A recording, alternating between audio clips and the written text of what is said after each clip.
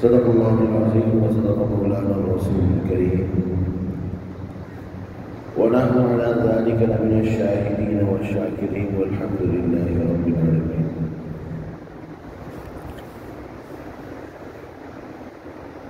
جناب نبی کریم صلی اللہ علیہ وسلم کے ارشاد پاک ہے، تم میں بہترین شخص وہ ہے جو قرآن کریم سیکھے اور سکھائے. قرآن کریم کا سیکھنا اور سکھانا، اس کا حاصل کرنا، اس کا پہنچانا دنیا کے جتنے بھی دیگر ثواب کے کام بھی ہیں، نیکیاں اور عبادات بھی ہیں، ان سب سے بڑا ہے. اور اللہ رب العزت کے نزدیک چونکہ کلام اللہ کا درجہ سب سے عالی ہے، سب سے بلند ہے، اسی وجہ سے اس کا اجر اور ثواب، اس کا مرتبہ اور مقام بہت عالی ہے.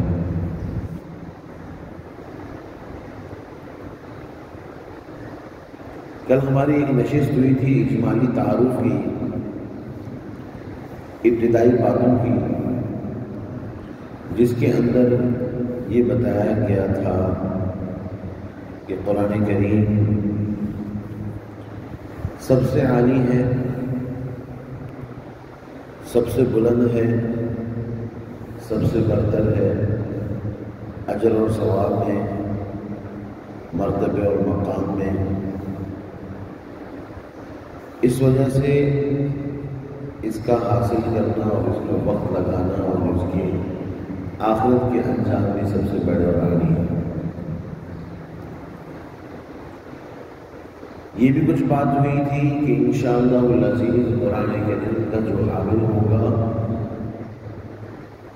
اس کے لیے قیامت کے اندر بہت سے قیمتی وعدے ہیں، آخرت کی منزلیں ہیں اور جنات الفردوس ہیں. یہ ایک عمومی بات تھی اور ایک وہ کلام تھا جس کا حاصل، جس کا مقصد قرآن کریم کی عظمت پر دلالت کرنا تھا. لیکن ہم قرآن کریم کو سمجھنے کی کوشش، قرآن کریم کا مغز حاصل کرنے کی اور قرآن کریم کی تعلیمات تک رسائی کی کوشش کر رہے ہیں. اور قرآن کریم کی اس مرتبے اور مقام اور اس اعلیٰ درجے کو سمجھنے کے لیے، بتانے کے لیے، امت تک پہنچانے کے لیے اللہ رب العزت نے جناب نبی کریم محمد مصطفیٰ احمد مجتبیٰ صلی اللہ علیہ وسلم کو مبعوث فرمایا اور 23 سال کے اندر جناب نبی کریم صلی اللہ علیہ وسلم نے اپنے اس مبارک دور کے اندر صحابہ کرام کو قرآن کریم سمجھایا. ہم اپنی اس مختصر سی نشست میں جو 40 دن کی ہوگی، اس میں سابقہ تمام اصولوں کے جو محدثین و مفسرین نے بیان کیے ہیں، پابند رہتے ہوئے قرآن کریم کی جو تشریحات خود قرآن کریم میں آئی ہیں، جو احادیث میں ہیں، جو صحابہ کرام نے بیان فرمائی ہیں، جو مشہور ثقہ مفسرین و محدثین نے بیان کیے ہیں، صرف اس کو بیان کریں گے. قرآن کریم دراصل اللہ رب العزت کی طرف سے جناب نبی کریم صلی اللہ علیہ وسلم کے دور سے لے کر قیامت تک کے آخری آنے والے انسان کے لیے ہدایت کا باعث ہے، اور یہ کنچینہ ہدایت ہے، خزانہ ہے ہدایت کا، اور اللہ رب العزت کا براہ راست کلام ہے، بغیر کسی اضافے کے، بغیر کسی بھی کمی بیشی کے اس کی حفاظت کا وعدہ مل جانے مل رہا ہے۔ لیکن جیسے جیسے زمانہ گزرتا گیا، زمانے کے اثرات مرتب ہوتے رہے، پہلے لوگ اس زبان عربی سے نابلد ہونا شروع ہو گئے، ناآشنا ہونا شروع ہوئے جو قرآن کریم کی زبان تھی۔ وہ اس وجہ سے بھی کہ ہمارے علاقے میں عربی نہیں بولی جاتی، ہم عرب نہیں ہیں۔ مسلمان جب اسلام کے حلقے میں داخل ہوتا تھا تو اس کی اولین فکر ہوتی تھی کہ میں اپنے رب کے کلام کو جان سکوں، سمجھ سکوں، چاہے وہ عرب ہو یا عجم، کسی بھی زبان اور قوم سے تعلق رکھتا ہو، وہ اولین فرض اپنا سمجھتا تھا کہ میں سب سے پہلے اسلام کو اور قرآن کریم کو سمجھوں۔ لہذا جتنی بھی قومیں آئیں، مسلمان ہوئیں، انہوں نے قرآن کریم کو سمجھا۔ اس کے لیے ان کو عربی سیکھنی پڑی تو انہوں نے عربی سیکھی، انہوں نے کسی مترجم کا بندوبست کر کے اپنی زبان میں قرآن کریم کا ترجمہ کرنے کی اور کرانے کی کوشش کی، اور بہرحال قرآن کریم کو سیکھا، یہاں تک کہ دوسری صدی ہجری، تیسری صدی ہجری سے قرآن کریم کے تراجم لکھے جانے لگے۔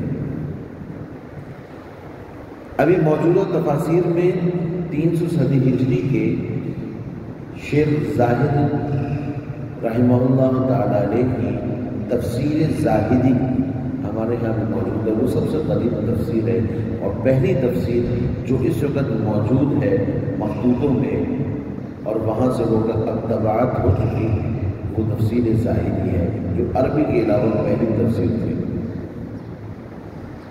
مسلمان ذمہ داری سمجھتا تھا کہ مجھے قرآن کریم سیکھنا ہے، اس کے لیے یا تو خود پوری عربی سیکھ کر کسی عالم سے، صاحب علم سے سیکھ کر قرآن کریم سیکھتا ہی، یا پھر کسی ایسے مفسر کے اور ایسے مدرس کے پاس چلے جاتے جو ان کو قرآن کریم سکھا دیتا تھا۔ ہمارے درس کے اوقات اب تبدیل ہو گئے ہیں، کیونکہ مرکز میں بھی درس ہو رہا ہے اور مناسب نہیں ہے اسی وقت درس ہو۔ حضرت شیخ علی مفتی صاحب رحمہ اللہ تعالیٰ علیہ کی حیات میں اللہ تعالیٰ نے 6 دفعہ تفسیر پڑھانے کا موقع دیا، تو پہلا سال جب ہم پڑھا رہے تھے حضرت کی اجازت سے اور حضرت کے حکم سے شروع کیا، تو حضرت نے فرمایا جب یہاں تفسیر ختم ہوگی پھر وہاں شروع کرنا، وقت ایسا رکھو۔ حضرت رحمہ اللہ تو طویل درس دیتے تھے، ہم نے 11 بجے سے پھر یہاں تفسیر ہوا کرتے تھے، اور ہم نے 9 بجے وقت رکھا، لیکن اندازہ ہوا کہ نہیں، دونوں اوقات میں مناسبت نہیں ہے، تو اس کو آئندہ سے ہم انشاءاللہ العزیز 10 بجے سے 12 بجے تک رکھیں گے۔ میں عرض کر رہا تھا کہ مسلمان اپنی اہم ترین ذمہ داری سمجھتا تھا کہ ہم کو قرآن کریم سمجھنا ہے، لہٰذا وہ اپنی تمام قوت صرف کر کے، تمام توجہ لگا کے قرآن کریم کو مقصد سمجھ کے اس کو حاصل کیا کرتے تھے۔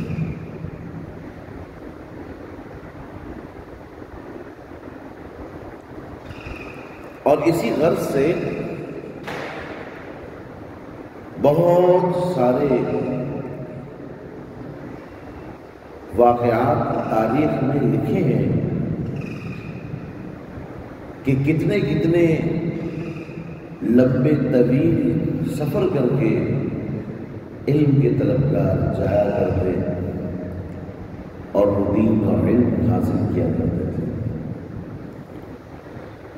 بلکہ بہت زندگی کا وقت علم سیکھنے اور سمجھنے میں لگا دیتے تھے۔ قرآن کریم کو اللہ رب العزت نے دیگر کتابوں کی طرح نازل نہیں فرمایا۔ اسلام سے قبل کی جو کتابیں ہیں وہ ایک ساتھ نازل ہوئی اور بیک وقت پوری کی پوری ایک مختصر سے وقت میں یا ایک ساتھ نازل ہو گئی، لیکن قرآن کریم واحد کتاب ہے جس کو اللہ رب العزت نے نجمن نجمن آیتن آیتن فرما کر وقتاً فوقتاً تھوڑی تھوڑی ضرورت موقع محل کے اعتبار سے اتارا ہے، اور ہر آیت کو سمجھانے کے لیے جناب نبی کریم صلی اللہ علیہ وسلم نے آیت کے مطابق طویل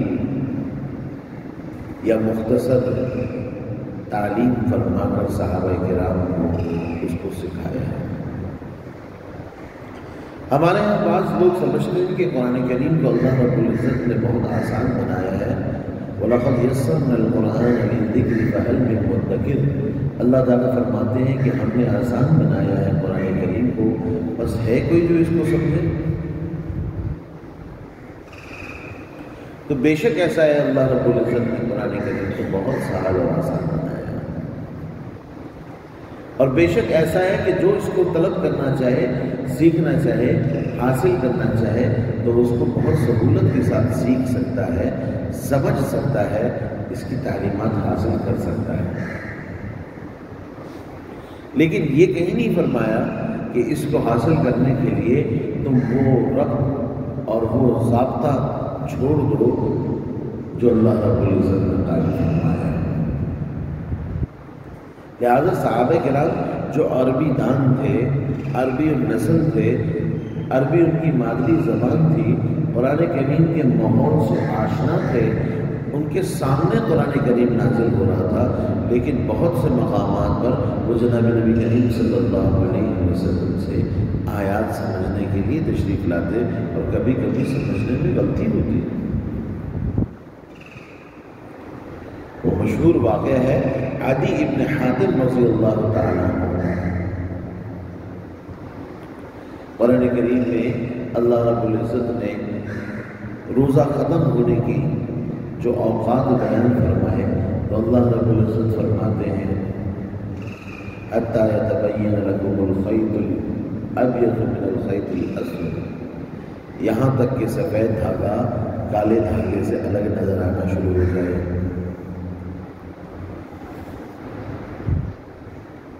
تو عدی بن حاتم رضی اللہ تعالیٰ عنہ نے 2 دھاگے لیے اور اپنے تکیے کے نیچے رکھ لیے اور اپنے گھر میں سوتے رہے، اور تھوڑی تھوڑی دیر بعد اٹھ کر ان دھاگوں کو دیکھ لیا کرتے تھے اور دیکھتے کہ وہ جو دھاگے ہیں وہ ویسے کہ ویسے ہی نظر آ رہے ہیں، اندھیرا گھر میں تھا، پتہ نہیں چل رہا تھا کہ سفید کون ہے کالا کون ہے، بہت دیر تک ایسے ہی اسی معمول پر رہے، اور پھر اس کے بعد جب باہر نکل کے دیکھا تو صبح صادق بھی ہو چکی ہے اور روشنی بھی نکل چکی ہے۔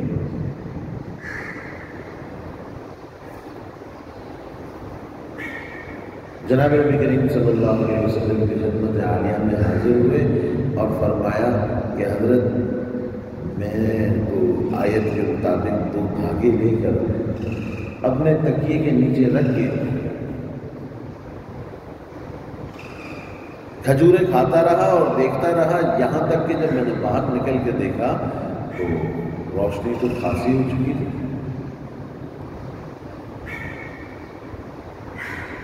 جناب نبی کریم صلی اللہ علیہ وسلم بہت مسکرائے اور فرمایا جاءت السماء فی وسادتی، کیا آسمان تمہارے تکیے کے نیچے آ گیا؟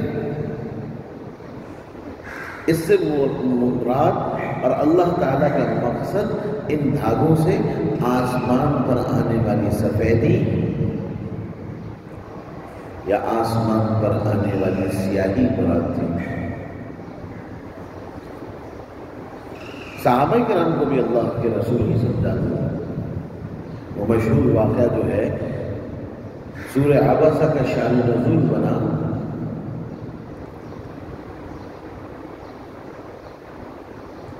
جناب نبی کریم صلی اللہ علیہ وسلم نے ارادہ فرمایا کہ ہمارے جو صحابہ ہیں وہ تو ہمارے ہیں، اور یہ مشرکین کہتے ہیں کہ بھئی ہم آپ کی مجلس میں آ کے نہیں بیٹھ سکتے، کیونکہ آپ کی مجلس میں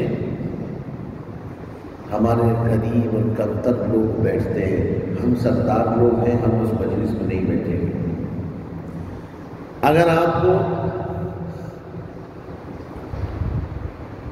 ہمیں بلانا ہے اور ہم سے بات کرنی ہے تو آپ ان لوگوں کو ہٹا دیں۔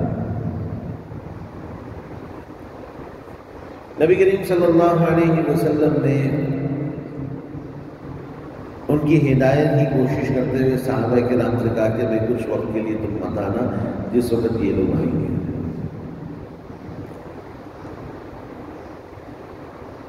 جب مشرکین آ گئے اور بات چیت شروع ہو گئی تو ایک نابینا صحابی عبداللہ ابن ام مکتوم رضی اللہ تعالیٰ، جو نابینا تھے پیدائشی، ان کو معلوم نہیں تھا کہ یہاں معاملہ کیا ہے اور کس طرح کی مجلس ہے۔ انہوں نے آ کر آپ صلی اللہ علیہ وسلم سے دریافت کیا، حضرت اس آیت کا کیا مطلب ہے؟ آپ صلی اللہ علیہ وسلم خاموش رہے اور چہرے پر ناگواری کے آثار آئے۔ انہوں نے پھر سوال کیا، ان کو نہیں معلوم تھا کیا مجلس ہے، اور جب ادراک ہوا، کیونکہ پہلے آپ صلی اللہ علیہ وسلم کی آواز سن چکے تھے، ادراک ہوا کہ رسول اللہ صلی اللہ علیہ وسلم موجود ہیں اور جواب نہیں دے رہے، تو واپس تشریف لے گئے، اور ادھر آپ صلی اللہ علیہ وسلم کے چہرے اقدس پر کچھ ناگواری کے آثار ظاہر ہوئے۔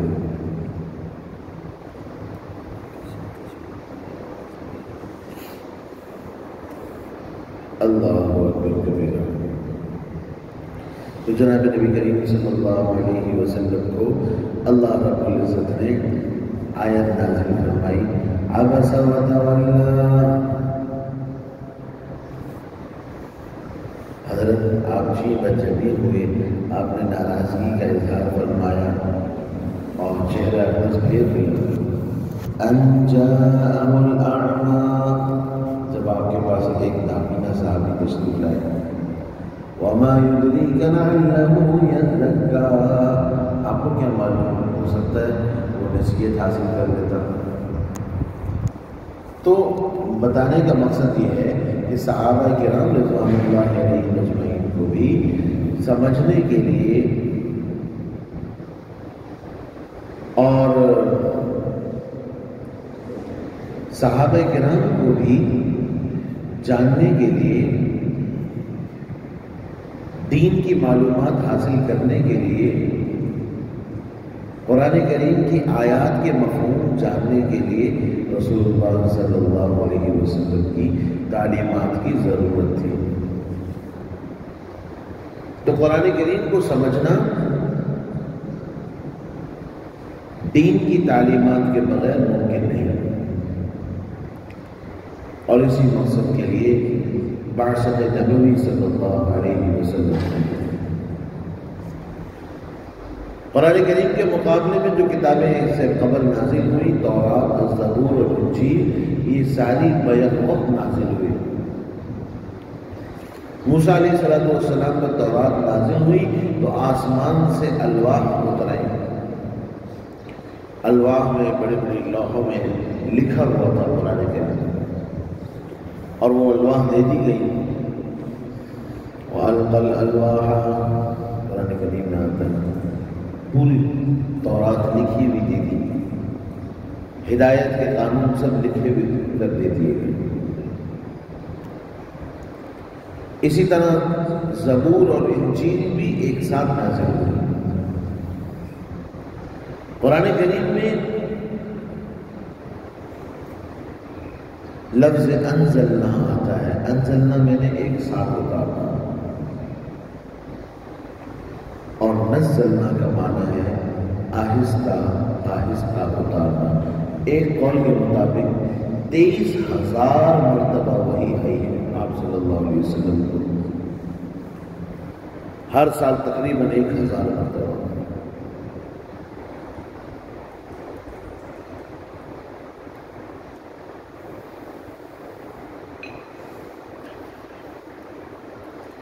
تو قرآن کریم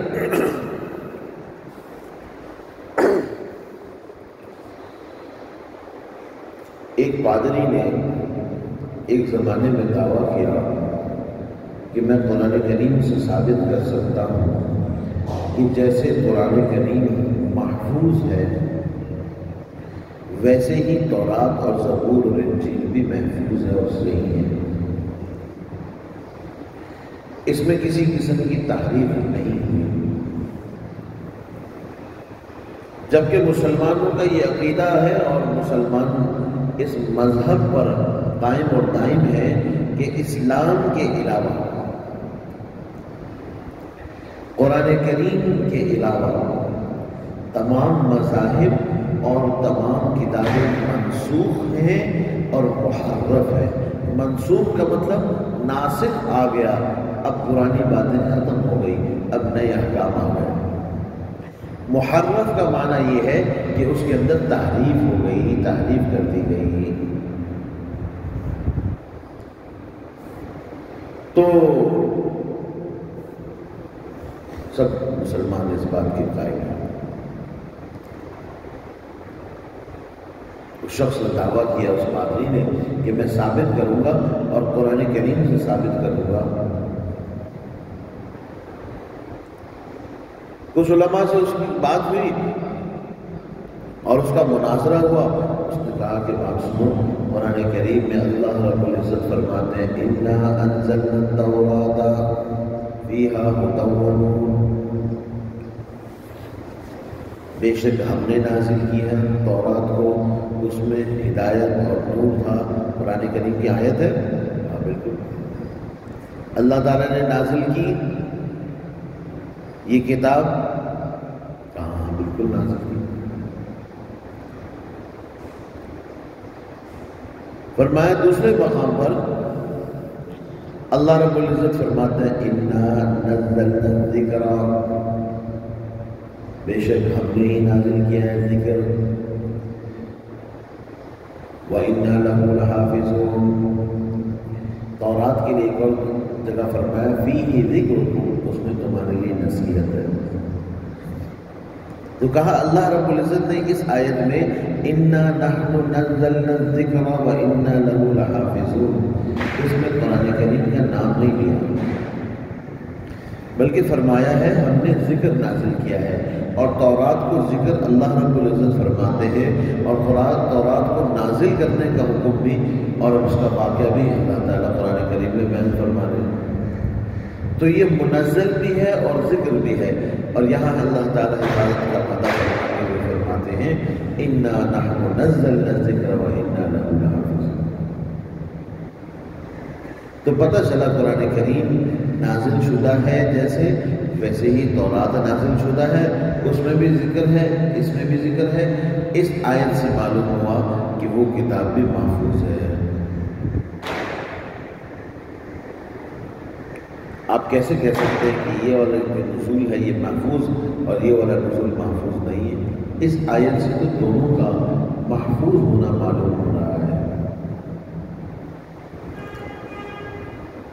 تو حضرت مولانا قاسم نانوتوی صاحب رحمہ اللہ، بانی مبانی دارالعلوم دیوبند، انہوں نے جواب دیا کہ ایک صیغہ ہے نزل اور ایک صیغہ ہے انزل۔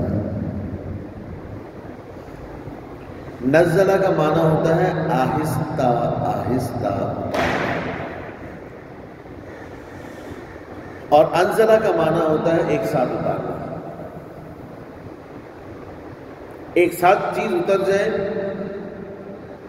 تو نزلہ۔ بارش کے قطرے آہستہ آہستہ بہت دیر تک پھیل کر اترتے ہیں تو نزلہ۔ اس آیت کے اندر انا نحن نزلنا الذکر فرمایا ہے، انا نحن انزلنا الذکر نہیں فرمایا۔ یہ وعدہ اس وحی کے لیے ہے جو آہستہ آہستہ نازل ہوئی ہے، نہ کہ اس وحی کے لیے جو کہ ایک ساتھ ہوئی۔ لہذا یہ وعدہ قرآن کریم کے لیے تو ہے، دیگر اور کتابوں کے لیے نہیں ہے۔ قرآن کریم کی آج تک کم و بیش 2 لاکھ سے زیادہ تفاسیر لکھی جا چکی ہیں۔ یہ فرماتے ہیں محدث العصر محدث کبیر حضرت مولانا یوسف بن نوری صاحب رحمہ اللہ اپنے استاذ محترم حضرت مولانا انور شاہ صاحب کشمیری رحمہ اللہ کے حوالے سے، اور وہ فرماتے تھے، آج سے تقریباً 60 سال 70 سال پہلے کی بات بتا رہا ہوں، وہ فرماتے تھے کہ شاہ انور شاہ کشمیری رحمہ اللہ تعالیٰ وہ فرماتے ہیں کہ قرآن کریم کی اب تک عرب و عجم میں جو تفاسیر لکھی گئی ہیں وہ 2 لاکھ تک پہنچ چکی ہیں، اور ان میں سے فرماتے تھے اکثر میں نے مطالعہ کی۔ مولانا انور شاہ صاحب کشمیری رحمہ اللہ تعالیٰ نے اللہ رب العزت کی ایک خاص کرامت اور خاص معجزہ تھے دنیا میں۔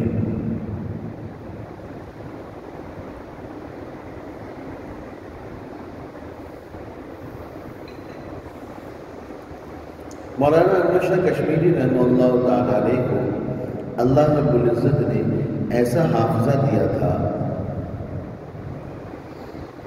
جس کی مثال دنیا میں نہ اس سے پہلے ملتی ہے نہ بعد میں۔ مثلا شاہ انور شاہ صاحب کشمیری رحمہ اللہ سے قبل ایسے لوگ تو ملتے ہیں جنہوں نے 100 قصائد سنے اور ان کو یاد ہو گئے، پوری کی کتاب پر ایک دفعہ نظر ڈالی اور ان کو یاد ہو گئی۔ لیکن شاہ انور شاہ کشمیری رحمہ اللہ تعالیٰ نے جو زیادہ قدیم نہیں، کچھ قریب زمانے، آج سے 70-80 سال قبل گزرے ہیں، جو پاکستان کی بنیادوں کے وقت میں موجود تھے، علامہ اقبال، علامہ محمد اقبال جو ہمارے شاعر بادشاہ ہیں، اللہ تعالیٰ مغفرت فرمائے، ایک زمانے میں قادیانیوں سے بڑے متاثر ہو گئے، اور قادیانیت سے ایسے متاثر ہوئے کہ قادیانیت کو کچھ صحیح سمجھنے لگے۔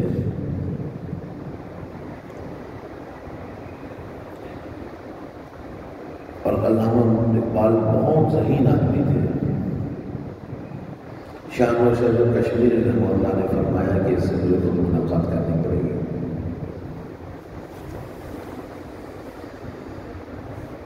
لاہور کے اندر یہ ملاقات ہوئی۔ شاہ انور شاہ کشمیری رحمہ اللہ تشریف لائے تھے، علامہ اقبال سے کلام ہوا، بہت تفصیل سے حضرت نے ساری باتیں سمجھائیں، جو اشکالات تھے وہ دور کیے۔ علامہ اقبال نے کہا کہ آپ مجھ سے بڑی غلطی ہوئی، آپ مجھے کلمہ پڑھائیں۔ شاہ نواز کشمیری رحمہ اللہ نے فرمایا آپ کو تو مسلمان کر لیں گے، لیکن آپ کی وجہ سے جو جتنے اسکولوں کالجوں یونیورسٹیز کے لڑکے قادیانیت کو صحیح سمجھنے لگے ان کا کیا ہوگا؟ تو علامہ اقبال نے کہا کہ میں تھوڑی دیر میں آتا ہوں۔ چلے گئے اور تمام اخبارات کے دفتروں کے اندر تحریری طور پر یہ اطلاع بھجوائی کہ میں قادیانیت سے توبہ کرتا ہوں اور قادیانیت کو غلط سمجھتا ہوں، اور جو لوگ میرے متبعین ہیں، مجھے صحیح سمجھتے ہیں اور میرے بارے میں اچھا گمان رکھتے ہوئے قادیانیت کے بارے میں نرم گوشہ رکھ رہے ہیں، وہ فوراً توبہ کر گئے۔